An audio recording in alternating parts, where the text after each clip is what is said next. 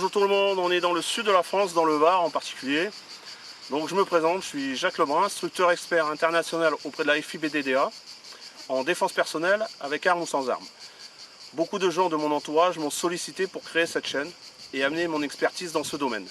Le but sera de répondre au mieux à vos questions. Mon objectif est d'être au plus près de la réalité de la rue. Je vais surtout mettre l'accent sur la technique et le cadre légal français, sachant que pour moi, un combat gagné sera celui qu'on ne fera pas. Ma philosophie est simple, comme je dis toujours à mes élèves, la meilleure défense sera les 3 T. Tu te tires.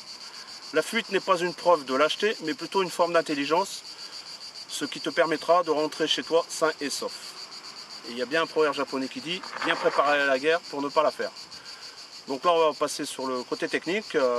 Aujourd'hui, on va étudier ce que c'est qu'un coup de poing, donc une main fermée.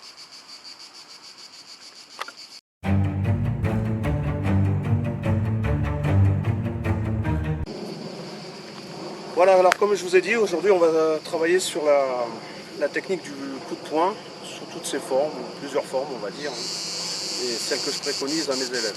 Alors déjà, il faut savoir ce que c'est qu'un coup de poing et comment on le travaille. La première chose à savoir, c'est apprendre à fermer la main pour donner la forme du coup de poing. Donc je joins les 4 doigts, je le compresse, je fais du stop, je ramène bien le pouce et je compresse bien le pouce de façon à créer cette tension. Le but c'est quoi? C'est de laisser l'onde de choc. Donc il faudra éviter les tensions musculaires et nerveuses. Et quand je frappe, bang, je ramène, je laisse l'onde de choc et non un travail musculaire. Ok, je ne joue pas avec le corps, je reste toujours sur mes appuis, j'envoie, c'est à moi à gérer la distance. Ok, ça c'est la première chose. Par rapport à d'autres coups de poing, comme le crochet, donc déjà essayez d'avoir un peu l'épaule légèrement relevée, d'envoyer la même forme de crochet. Alors vous avez 2 types de crochets, à l'américaine ou le crochet classique. Donc nous on travaille pour le contrer, on ne travaille pas forcément pour frapper avec. D'accord, boum. Et surtout c'est de ramener. Si j'ai ma garde, boum, je ramène, boum, je ramène. Je fais droit, je ramène. Ok. Ensuite vous avez ce qu'on appelle en karaté du raken, coup de poing du marteau. Vous avez le percut en anglais qui remonte pour mettre le KO, ou l'uratsuki en japonais on dit, c'est collé au corps, bien rentré. Ou vous pouvez l'amener aussi de côté comme un crochet, c'est pareil. Vous avez par exemple le coup de poing retourné en kung fu et le coup de poing descendant comme en Kokushinkai. Donc moi, chez moi on travaille le direct, le descendant et le revers. Ça suffit amplement. On essaye d'aller au plus direct. Et de temps en temps un petit retourné, ça dépend le combat, comment il est mené. Donc les coups de poing, c'est pas la peine que je vous raconte plein de choses, ça sert à rien. C'est juste comprendre qu'un coup de poing, il faut bien le fermer, le frapper, le ramener. Je frappe, je ramène, je frappe, je ramène. Et hop. La garde, vous mettez la garde que vous voulez. Dites-vous bien que dans la rue, vous n'avez pas de garde au départ.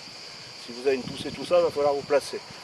Ce que je préconise comme garde, c'est la relevée naturelle des mains, l'assise au sol, bien se sentir sur ses appuis et avoir un visu.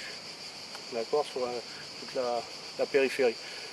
C'est aussi simple que ça, il n'y a pas besoin de dire je me mets une garde de boxe, je me mets une garde de karaté, de kung fu, de boxe taille, ça ne sert à rien. Dans la rue, vous ferez ce que vous pourrez.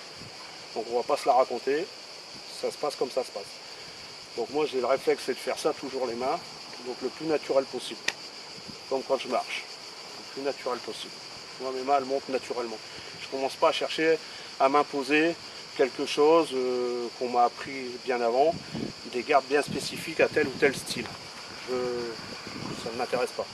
Je préfère être réactif tout de suite, travailler comme un animal. Voilà pour aujourd'hui. Donc c'est l'explication sur le coup de poing en règle générale. Je vous remercie et je vous dis à bientôt pour une autre capsule.